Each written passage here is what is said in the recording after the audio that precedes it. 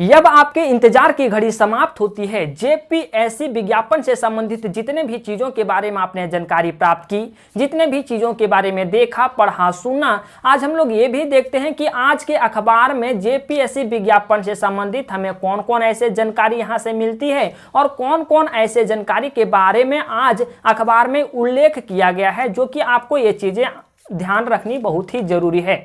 तो आप स्क्रीनशॉट में चीज़ों को देखिएगा। हम लास्ट में मोटे तौर पे ये भी बताएंगे कि इन अखबार के माध्यम से आपको क्या कहा जा रहा है और किन किन बातों को आपको ध्यान रखना है।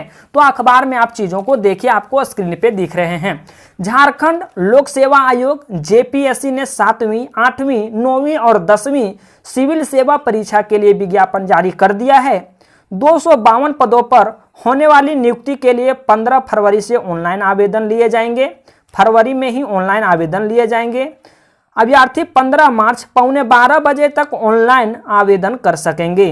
ठीक है, ऑनलाइन जो किया जा रहा है फॉर्म, सो आपका 15 फरवरी से किया जा रहा है और अंतिम जो टाइम है वो 15 मार्च तक है।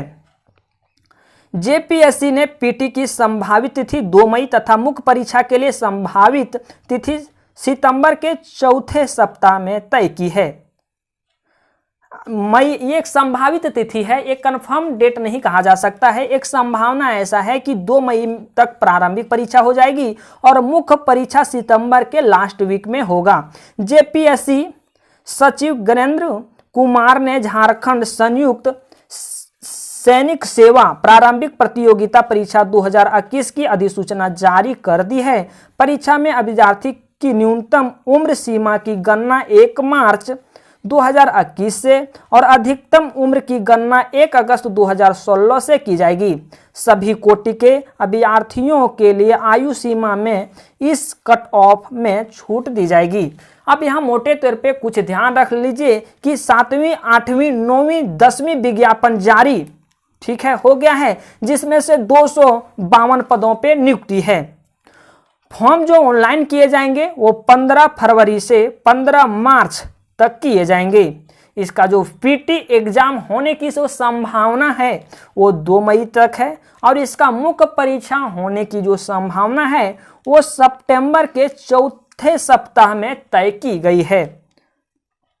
न्यूनतम उम्र सीमा की गणना 1 मार्च 2021 से की जाएगी और अधिकतम उम्र की गणना 1 अगस्त 2016 से की जाएगी।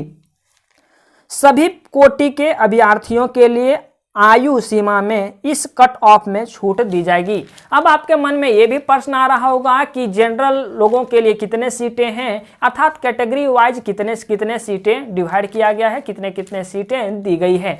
तो ये आप स्क्रीन पे देख रहे हैं, देखिए जनरल के लिए कितने दी गई है, सारे कैटेगरी में कौन किन लोगों को कितने सीटें हमारे जेपीएससी में दिए गए हैं। तो आप इस चीज को इस आंकड़ा के माध्यम से देख सकते हैं। तो जेपीएससी, जेएसएससी जैसे एग्जाम की तैयारी कर रहे हैं तो आप इस चैनल के साथ जुड़ें, चैनल को सब्सक्राइब करें, बेल आइकन को भी दबाएं। अगर आप अभी तैयारी करना शुरू किए हैं या आप जेपीएससी की तैयारी कर रहे हो या आप जेएसएससी की तैयारी कर रहे हो तो आप इस चैनल को सब्सक्राइब जरूर कर लें, बेल आइकन को भी दबा लें। और आपकी तैयारी बिल्कुल भी नहीं है तो इस चैनल के प्लेलिस्ट में जाएं, वहां ज्योग्राफी के लिए झारखंड ज्योग्राफी के नाम से एक प्लेलिस्ट बनाई गई है, हिस्ट्री के लिए झारखंड हिस्ट्री के नाम से एक प्लेलिस्ट बनाई गई है, पॉलिटी के लिए झारखंड पॉलिटी के नाम से एक प्लेलिस्ट बनाई गई है। सारी प्लेलिस्ट के सारे वीडियो को देखें, मुझे पूरी उम्मीद है कि आपको वहां से कोई प्रॉब्लम नहीं होंगे और वहां से सारी चीजों को पढ़ करके आप क्वेश्चन बैंक में जितने भी आपके प्रश्न पूछे गए हैं, पिछले एग्जाम में जितने भी प्रश्न पूछे गए हैं वो सारे एग्जाम में पूछे गए प्रश्न को आप हल कर सकते हैं। आपके अंदर एक अलग कॉन्फिडेंस आएगा।